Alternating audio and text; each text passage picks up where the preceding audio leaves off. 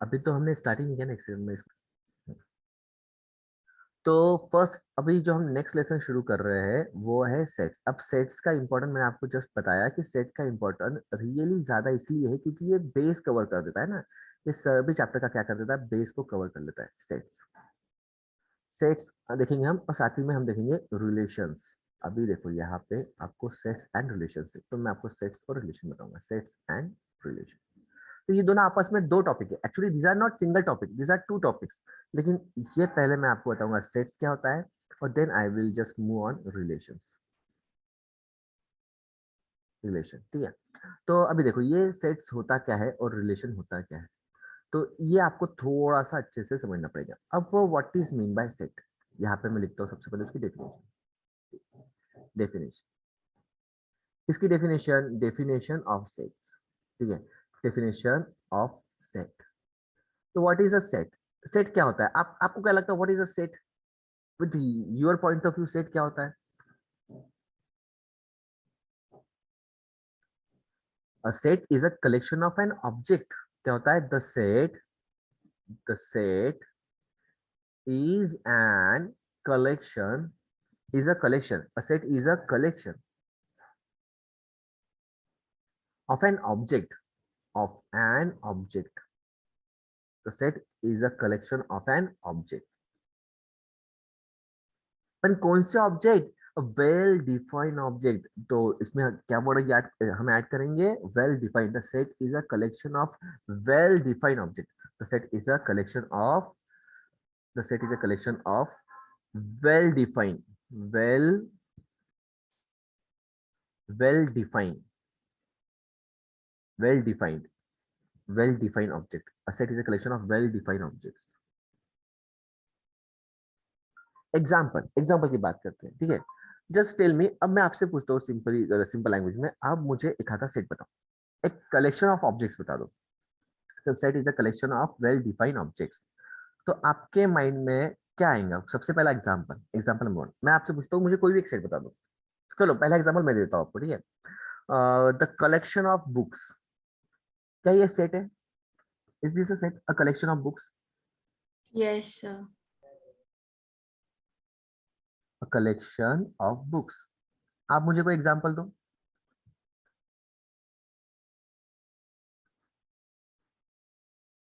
Just give me one example.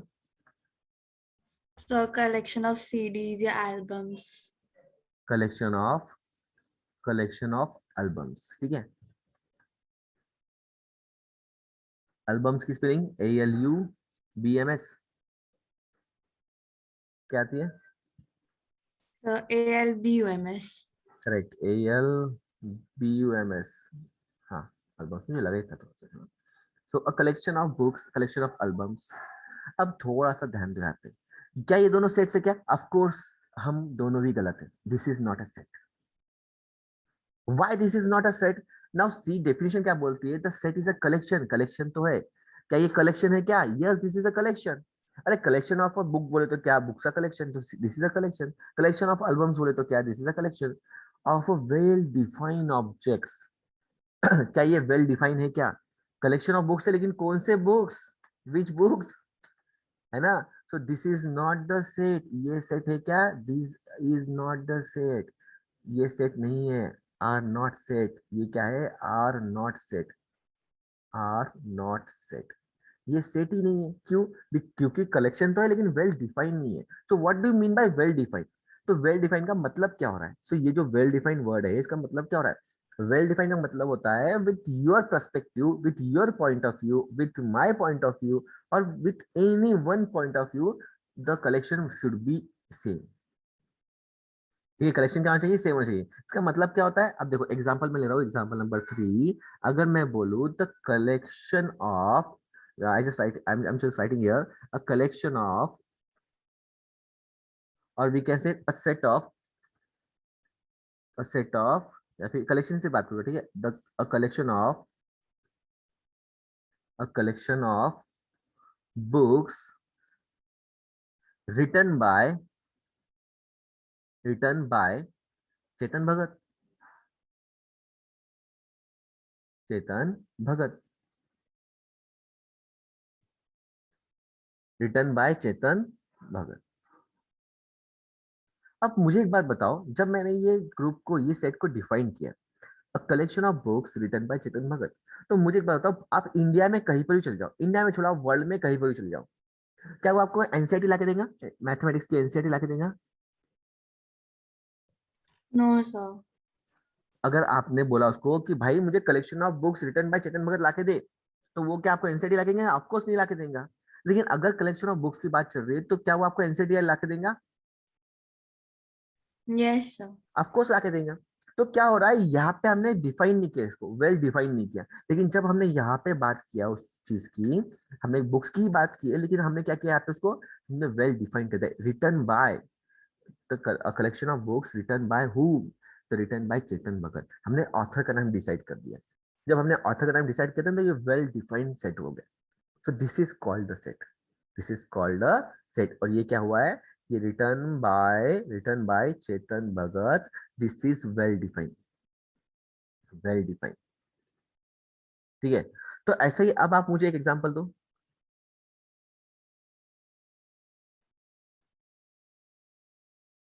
Number 4। Sir, a collection of Harry Potter movies. Correct, a collection of Harry Potter movie,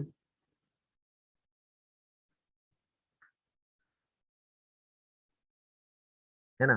a collection of Harry Potter में, तो यहाँ पे क्या होगा, ये define हो गया। अब आपको कोई दूसरी मूवी देगा क्या? ऑफ कोर्स नहीं।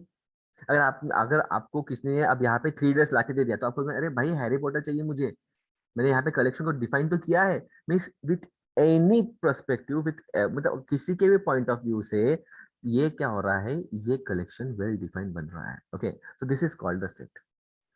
कोई डाउट इसमें? No, sir. गुड। तब आप, अब आपको रेक्टिफाई करते हैं कि अब आपको सेट किससे को बोलते ही समझ में आ गया। ठीक है, अब आपको अभी आपको ये किसी ने पूछा कि ये सेट है या नहीं, तो आपको पता चलना चाहिए। ठीक है, तो एग्जाम्पल देखते हैं कुछ, है ना? तो इसके कुछ एग्जाम्पल देखते हैं। अरे इसमें डायरेक्ट इन्होंने ये एग्जाम्पल्स, हाँ, अभी देखो यहाँ पे उन्होंने कुछ एग्जांपल्स लिए नहीं है क्या? नहीं, इन्होंने डायरेक्ट फटाफट आगे बढ़ गए। ठीक है, कोई दिक्कत नहीं है, नीचे चलते Sir, थे एग्जांपल्स। examples ऊपर. तो उन्होंने उसमें ऐड कर दी बहुत सी चीजें, मुझे वैसे एग्जांपल्स नहीं चाहिए, मुझे एक सिंपल सिंपल एग्जांपल्स चाहिए। आर्टिफिशियल प्रोडक्ट में ये तो बहुत आगे चले गए। एक सेकंड, मुझे सिंपल वाला एग्जांपल चाहिए, उन्होंने एग्जांपल थोड़े ज्यादा ये कर दिए। अपन यहाँ से लेंगे ना एग्जांपल।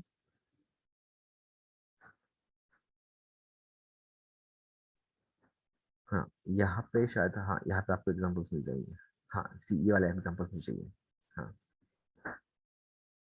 हाँ, अभी यहाँ पे ध्यान दो। अब ये पहला क्वेश्चन क्या बोल रहे हैं वो, और नेचुरल नंबर्स लेस देन 10, तो क्या दिस इज अ सेट और not? Yes, sir. Yes, this is a set. Why? Because odd natural number less than 10, तो ये क्या हो गया, डिफाइन हो गए ना, 1 3 5 7 9, ऑड है। ठीक है, the reverse of India. Yes, sir. Yes, उन्होंने डिफाइन किया था कि इंडिया की ही रिवर्स है, उन्होंने ऐसा नहीं बोला द कलेक्शन ऑफ रिवर्स। अरे कलेक्शन ऑफ रिवर्स, लेकिन कहा के, तो उन्होंने डिफाइन किया इंडिया की, है ना? Next, the vowels in English alphabet. Yes, sir. Yes, this is a set. Next, various kinds of triangles. Yes, sir. Yes, क्योंकि उन्होंने क्या किया है, ट्राइंगल्स ये डिफाइन करते हैं कि हमें वेरियस काइंड्स ऑफ ट्राइंगल चाहिए, तो जितने टाइप से ट्राइंगल्स के वो सब उसमें आ जाएंगे, है ना? तो ये भी डिफाइन हो गया। तो prime factors of 210। Yes, sir. Yes, the solution of the equation. Yes, Yes, sir. We know that each of the above example is a well defined collection of an object. हमें यहाँ से पता चल गया है कि यहाँ पर हमें जितनी भी एग्जांपल है, सबके सब क्या है, well defined collection of object है। तो हम एक काम करेंगे, ये जो हमारा वेल डिफाइंड कलेक्शन है, इसको यहाँ से उठा के हम हमारे पास में ऊपर लिख लेंगे ना, हमारे नोट्स में इसको इन्वॉल्व कर लेंगे।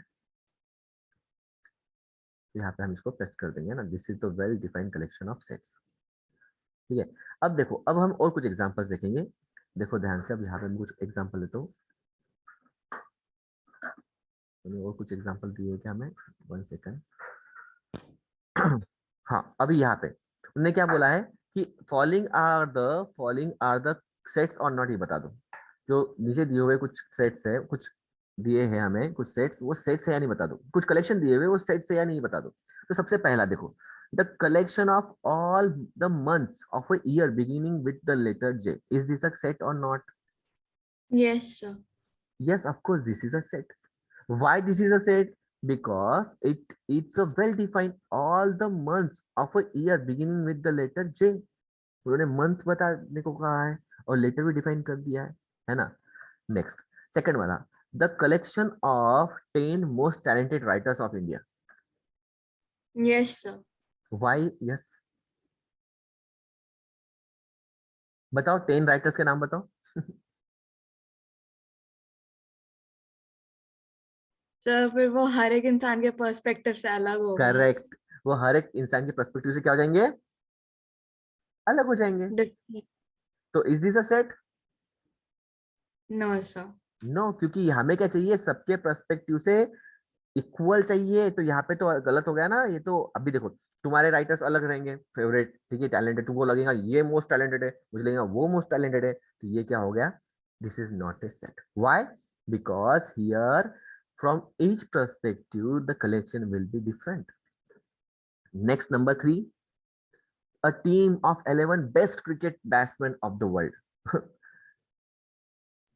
सर सेम ऊपर वाले की तरह नहीं होगा। सेम नहीं होगा, क्योंकि मुझे लगता है रोहित शर्मा अच्छा बैट्समैन है, तुमको लगता है रोहित शर्मा एकदम बकवास बैट्समैन है ना। तो इसमें तो गड़बड़ हो जाएंगे ना। तो this is not the set. Next, the collection of all boys in your class. Yes sir ये होगा। ये होगा क्योंकि तुम्हारे क्लास के बॉयज का कलेक्शन चाहिए। तो सिंपल सा, जिससे क्वेश्चन पूछोगे तुम, वो इसका आंसर बताएगा, है ना। तो this is a collection of all boys in your class. Next, number 5, the collection of all natural number less than 100। Yes sir. Of course, a collection of novel written by the writer Munshi Premchand. Yes sir. Yes, क्योंकि मुंशी प्रेमचंद के novel जितने लिखे गए वो तो एक ही रहेंगे। The collection of all even integers. No sir. The collection of all even integers. Sir फिर नंबर्स तो इन्फिनिटी तक जाते हैं। इट में भी देखो, सेट्स में इनफाइनाइट भी चलेगा, और मींस सेट्स हम दो टाइप से लिख सकते हैं। एक तो इनफाइनाइट सेट, और एक एक एक का नाम क्या था, एक को हम इनफाइनाइट सेट बोलते हैं और एक हमको एक बोलते हैं काउंटेबल सेट। ठीक है, डेफिनाइट सेट। ठीक है, डेफिनाइट एंड इनडेफिनाइट, है ना। तो सेट्स हमारे पास में दो टाइप के हो सकते हैं, एक तो डेफिनाइट हो सकते हैं और एक इनडेफिनाइट हो सकते हैं। तो अगर इनफाइनाइट आ रहे हैं तो इट्स ओके, कोई दिक्कत नहीं है ना। पर कलेक्शन तो है ना, वेल डिफाइंड तो है ना। आप मुझे बताओ, the yes collection of all even integers बताओ, शुरू कहाँ से होगा? सर 2 से। तो 2 से 4, 6, 8 अप टू सो ऑन। अगर मैं अदिति से पूछूंगा कि just tell me the collection of all even integers, तो वो भी मुझे यही बताएंगे ना। Yes sir. ठीक है, सॉरी, मैं इंडिफिनाइट और डेफिनाइट बोल रहा था, इधर फाइनाइट एंड इनफाइनाइट आएगा, है ना। तो सेट जो है वो दो टाइप्स के आएंगे, एक फाइनाइट सेट और एक इनफाइनाइट सेट। डेफिनाइट बोल रहा था, सॉरी फॉर दैट वन। तो फाइनाइट एंड इनफाइनाइट। इनफाइनाइट, तो सेट के हमारे दो टाइप्स हो सकते हैं। एक तो वो सेट फाइनाइट हो सकता है, फाइनाइट बोलते तो क्या, काउंटेबल, काउंटेबल सेट हम जिसको बोलते हैं। या तो फिर वो इनफाइनाइट हो सकता है, अनकाउंटेबल सेट। तो इसके ऊपर ही मैं आ रहा हूँ अभी, दो डोंट वरी, ठीक है। तो ये क्लियर? Yes sir. गुड, अब आपको सेट बहुत अच्छे समझ में आ गया। अब मुझे नहीं लगता कि आपको सेट में कोई प्रॉब्लम है ना। तो अभी मैं इसको यहाँ पे लिख देता हूँ ना, यहाँ पे इसको प्रेस कर दिया मैंने,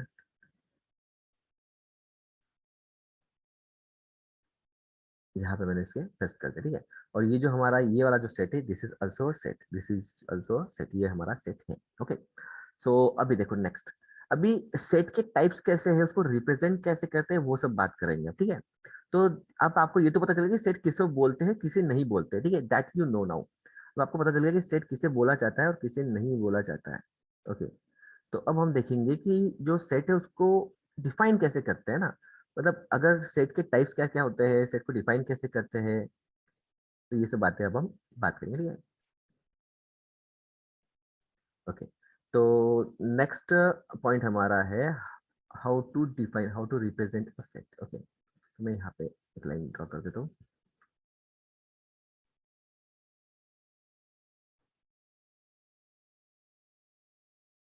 हम्म, देखो ध्यान रखो थोड़ा सा, ठीक है। अभी क्या बोल रहा हूँ मैं यहाँ पे, सी रिप्रेजेंटेशन ऑफ सेट, ठीक है। सबसे पहले तो देखेंगे रिप्रेजेंट कैसे करते हैं सेट को, ठीक है। रिप्रेजेंटेशन ऑफ सेट,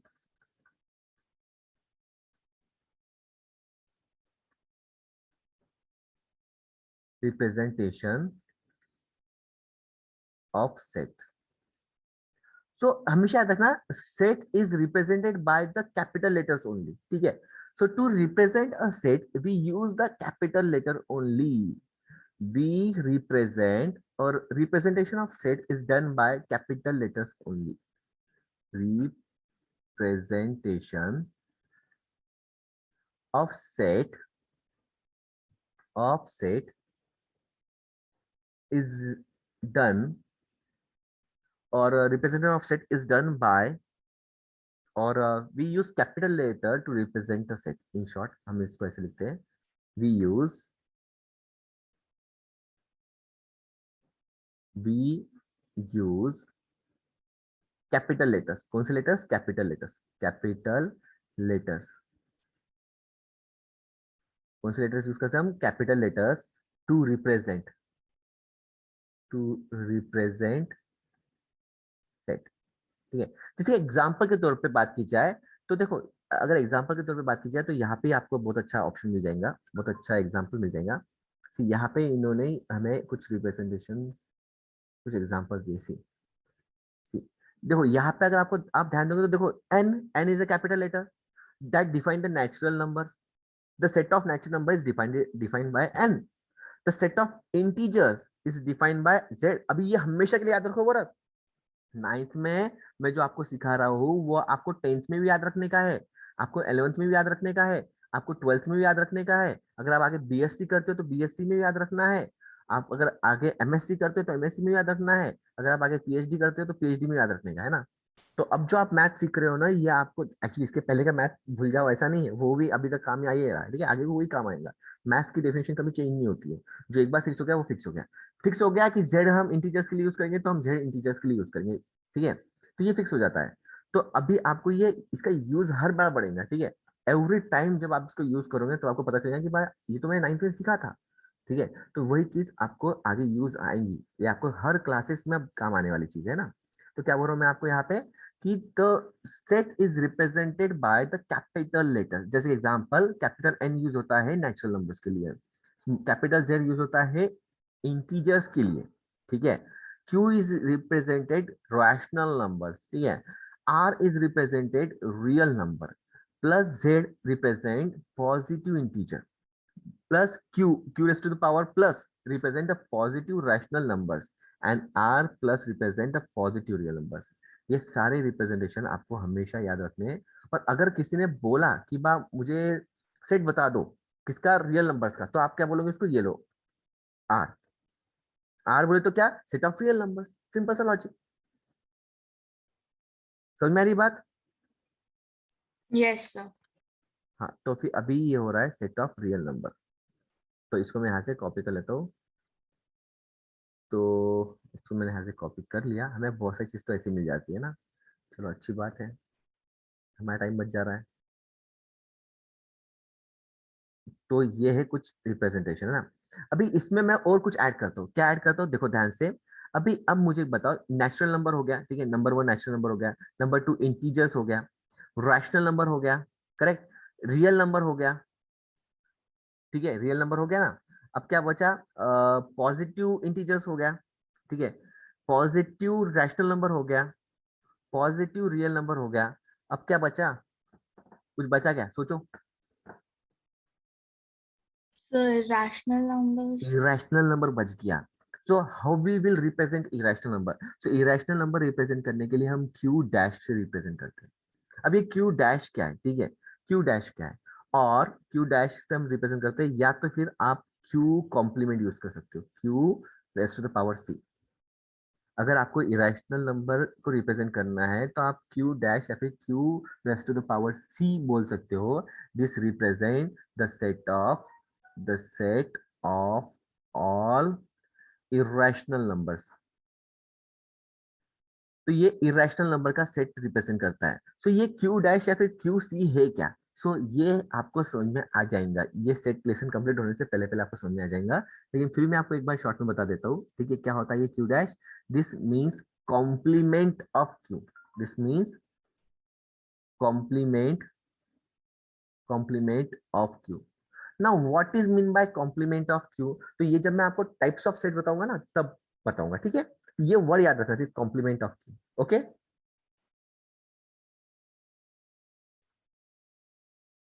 चलो अब आगे बढ़ते हैं। Yes.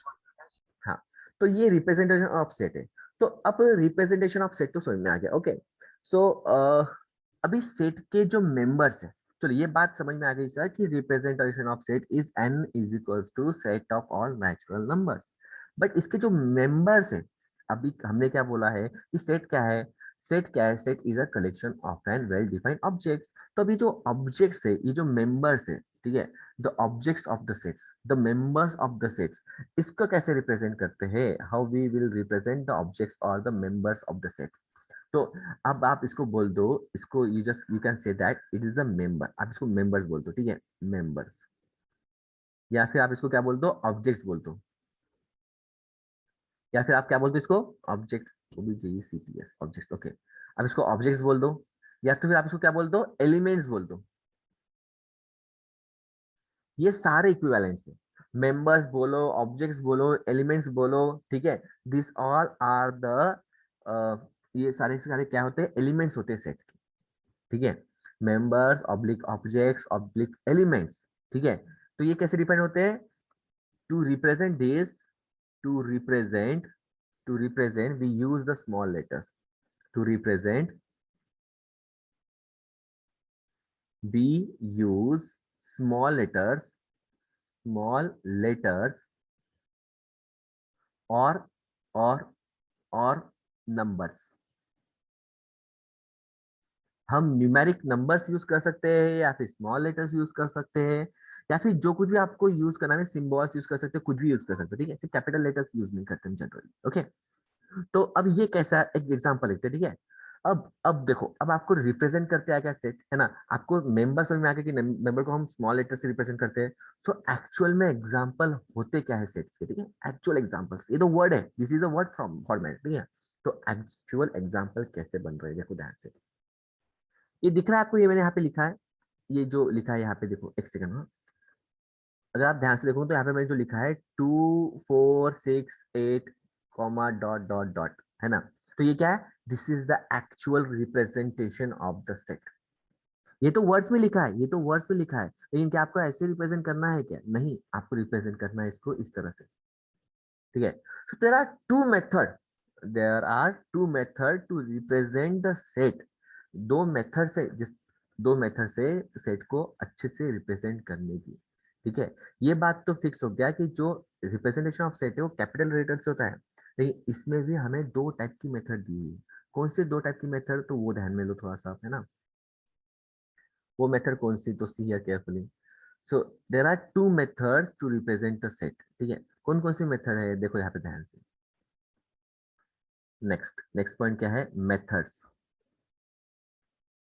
Methods to represent sets, ठीक है?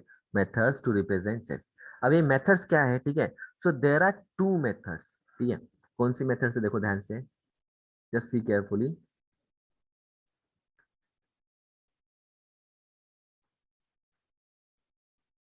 यहाँ पे लिख रहा हूँ, there are two methods to represent sets.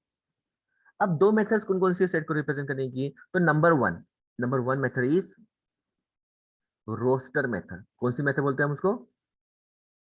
Roster method. Number one है रोस्टर मेथड। अब व्हाट इज रोस्टर मेथड, तो हम इसको टैबुलर मेथड भी बोलते हैं, ठीक है, इसको हम टैबुलर मेथड बोलते हैं। एक सेकंड, आपको यहाँ पे दिया हुआ है कि लेट मी चेक, है ना, एक सेकंड होल्ड करो, मैं यहाँ पे चेक कर लेता हूँ आपको यहाँ पे कैसे लिख दिया हुआ है ना। आपको ये दोनों मेथड दिए क्या, roster and tabular, set builder form, okay okay okay, equivalent set, हाँ ये दिए, देखो ये दिख रहा होगा आपको यहाँ पे, देखो रोस्टर और list method, roster representation of set, that is we just represent the set with the help of roster और list method। मैं इसको tabular बोलता हूँ एक्चुअली जनरली।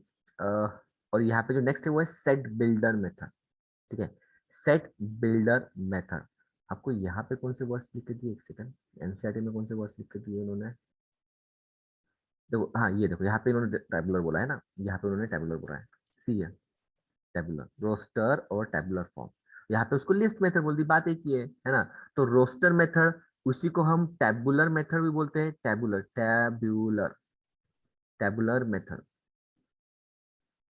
और इसी को हम क्या बोलते हैं, और क्या नाम बोलते हैं ईशानी, ईशानवी, और कौन सा बोलते हैं हम इसको, लिस्ट मेथड। करेक्ट, और कौन सी मेथड, लिस्ट मेथड। देखते रहना पड़ता, बाद में पता चला ईशानवी सो गई क्लास में। लिस्ट मेथड, बोरिंग लग रहा है क्या ये, नहीं सर, इंटरेस्टिंग है। हाँ चलो, अभी देखो ये क्या है, ये तेरा थ्री मेथड्स, मतलब सॉरी थ्री नहीं, एक ही मेथड है ये वाली रोस्टर मेथड, उसके नाम तीन है, रोस्टर बोल सकते हो, टैबुलर बोल सकते हो, लिस्ट बोल सकते हो, ठीक है। अब ये मेथड क्या बोलती है, इसमें आपको करना कुछ नहीं है, सिंपल सी मेथड, जैसे एग्जांपल आपको रिप्रेजेंट करना है, एग्जांपल आपको रिप्रेजेंट करना है एक सेट को, ठीक है, बोलो एक सेट, फटाफट एग्जांपल दो एक आधा सेट का,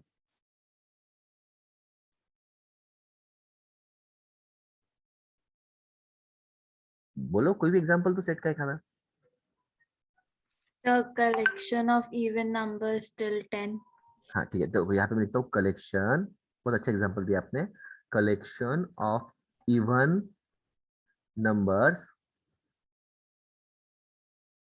टिल, अप टू लिखते हो, ठीक है, अप टू 10, ठीक है।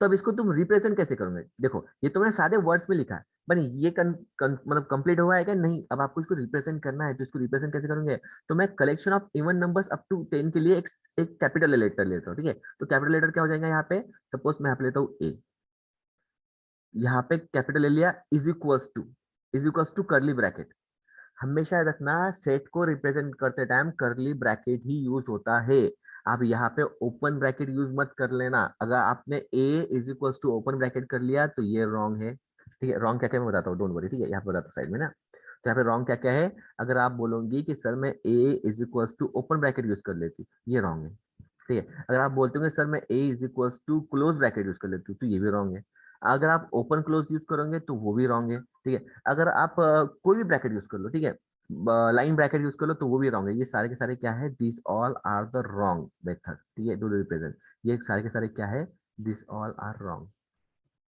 ठीक है, तो राइट क्या है, right is only this method, ठीक है, आपको कर्ली ब्रैकेट ही यूज करना है, ठीक है, आप दूसरा ब्रैकेट यूज नहीं कर सकते हो, ठीक है। अब क्या बोल रहे हैं, द कलेक्शन ऑफ, और the collection of even numbers up to 10, तो इवन नंबर स्टार्टिंग फ्रॉम 2, 4, 6, ठीक है, 8, 10, अप टू 10 बोला है तो 10 आ जाएगा वहां पे, है ना, सो यहाँ पे 10 वहां पे आ चुका है, तो this is the collection of even number up to 10। अभी नेक्स्ट जो मेथड आ रही है वो आ रही है number 2, and that is what, that is next method जिसे हम बोलते हैं कौन सी method, set builder form, set builder form,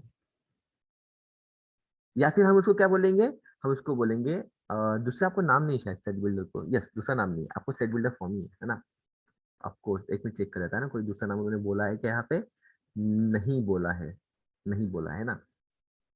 तब सेट बिल्डर फॉर्म की मेथड कैसी होती है, तो आपको इसमें तीन चीजों को डिफाइन करना कंपल्सरी हो जाता है, ठीक है, कम से कम तीन चीजें तो होनी चाहिए, एक्चुअली कम से कम दो चीजें होनी चाहिए, लेकिन मैं जनरली स्टूडेंट को बोलता हूँ तीन चीजें यहाँ पे रखो। अब वो तीन चीजें कौन कौन सी, तो वन सेकंड मैं एग्जाम्पल लिखता हूँ पहले, तो एग्जाम्पल में यही लूंगा, कौन सा, collection of even numbers, even numbers, even numbers up to 10। अब बात को समझो, मैं क्या बोल रहा हूँ आपको, set builder form. Set builder form, अब ये नाम बहुत से कंफ्यूजन हो जाती है कि रोस्टर मेथड बोले तो कौन सी और सेट बिल्डर फॉर्म बोले तो कौन सा। तो सेट बिल्डर, ध्यान से देखो, सेट करना है हमको, सेट करना है वो तो क्या, हमको कुछ चीजों को सेट करना है, बिल्ड करना है, बिल्ड, कुछ चीजों को बिल्ड करना है, सेट करना है। अब वो कैसे करना है, बिल्ड और सेट, तो यहाँ पे देखो, सेट और बिल्ड ये दो वर्ड आता है, ठीक है, सेट और बिल्ड। मतलब क्या, आपको एक चीज को डिफाइन करना पड़ेगा। कैसे डिफाइन करना पड़ेगा, let A be the collection. A एक ऐसा कलेक्शन है, कैसा कलेक्शन है, ऐसा कलेक्शन है जिसमें एक्स है। हमेशा याद रखना, सेट बिल्डर फॉर्म ऐसे ही डिफाइन होगा, कैसे, A is equal to in curly bracket x such that. ये जो दो पॉइंट्स है ना, ये सच दैट के लिए होता है। कोई कोई जन दो पॉइंट्स यूज करते हैं, तो और कोई कोई जन स्लैश यूज करते हैं। मैं जनरली दो पॉइंट्स यूज करता हूँ, ठीक है। ठीक है, क्या बोल रहा हूँ मैं, इसको रीड कैसे करते हैं, A is equals to A the collection of A is equals to such a x, the collection of element x such a that, the collection of element of x such a that। ये क्या कर रहा हूँ मैं, set कर रहा हूँ, ठीक है। सेट में हमें दो चीजों का ध्यान रखना है। पहले तो वेरिएबल को डिफाइन करो, दिस इज द वेरिएबल। आप x बोल लो, y बोल लो, z बोल लो, कोई भी वेरिएबल ले लो, ठीक है। जनरली हम x लेते हैं, ठीक है। The collection of x such that, कैसा कलेक्शन ऑफ x, x, ये बिल, ये क्या होना चाहिए, x is equals to even number होना चाहिए। क्या होना चाहिए, EVEN, इवन नंबर्स। x क्या होना चाहिए, x is equals to even numbers. देखो मैंने इसमें तीन चीजें कर रहा हूँ, ठीक है। ये है मेरा फर्स्ट थिंग, क्या, मैंने एक वेरिएबल को डिसाइड किया, कौन से वेरिएबल को, x को। अब इधर y लिख लो, कोई दिक्कत नहीं है। अब इधर z लिख लो, कोई दिक्कत नहीं है। मैंने x को लिख लिया। तो collection of all x such that x is equal to even number. x क्या होना चाहिए, ये इवन नंबर होना चाहिए। Comma, comma is use to separate the set. जो बिल्ड कर रहे हैं ना हम, ये क्या कर रहे हैं, हम कंडीशन बिल्ड कर रहे हैं, we are forming the condition, we are building the condition, ठीक है। हम क्या बना रहे हैं, हम कंडीशन बिल्ड कर रहे हैं, ठीक है। ये हमारा सेट वन हो गया, ये हमारा सेट टू हो गया। अब सेट थ्री, सेट क्या बोलता है, इवन नंबर चाहिए, लेकिन कहाँ तक चाहिए, so x should be less than और इक्वल्स टू 10।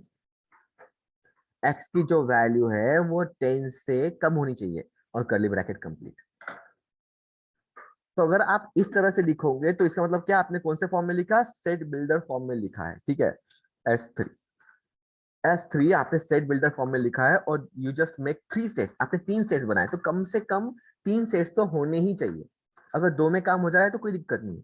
जैसे कि अगर आप मुझे बोलते कि सर मुझे कलेक्शन ऑफ इवन नंबर चाहिए, बस, तो मैं ये लास्ट का ये वाला पॉइंट नहीं लिखता, सिर्फ x equals to even number लिखता बस, है ना। पर क्योंकि आपने मुझे कंडीशन दे दी कि सर मुझे 10 तक ही इवन नंबर चाहिए, तो मैंने यहाँ पे उसको एक को डिफाइन कर दिया, कंडीशन सेट।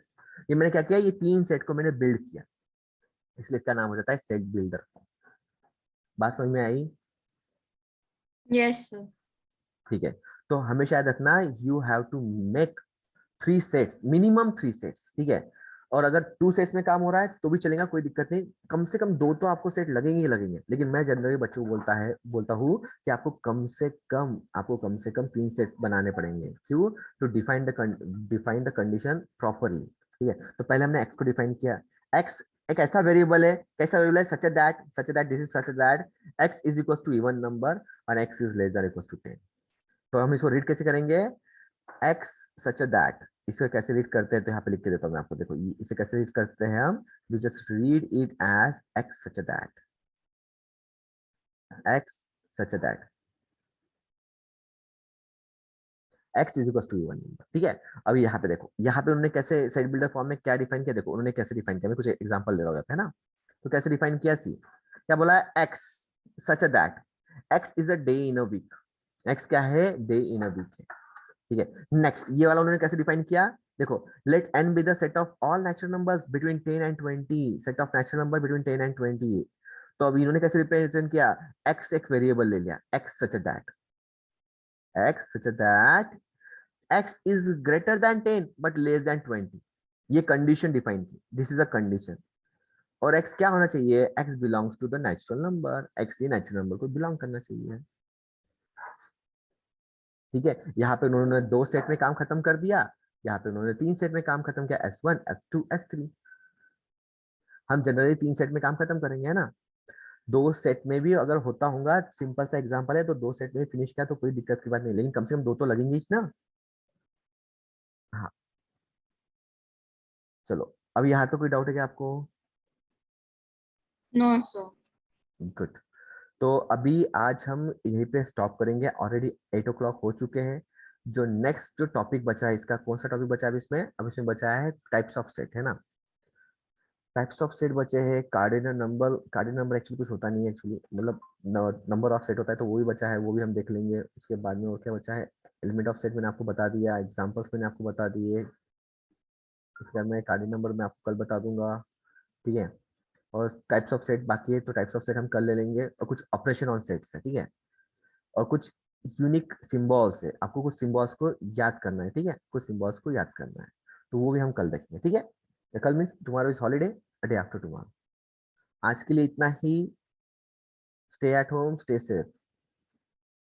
सर इनइक्वालिटी और ट्रिग्नोमेट्री के पीडीएफ भेज देंगे प्लीज। हाँ, श्योर श्योर, मैं आज ही अभी भेज दूंगा, ठीक है, क्लास होते करो, एंड होते करो class. Okay, thank you sir. Welcome. और ये सब लिख लेना पर आपने, ठीक है। हाँ हाँ सर, लिख लिया। Okay, good. बाय।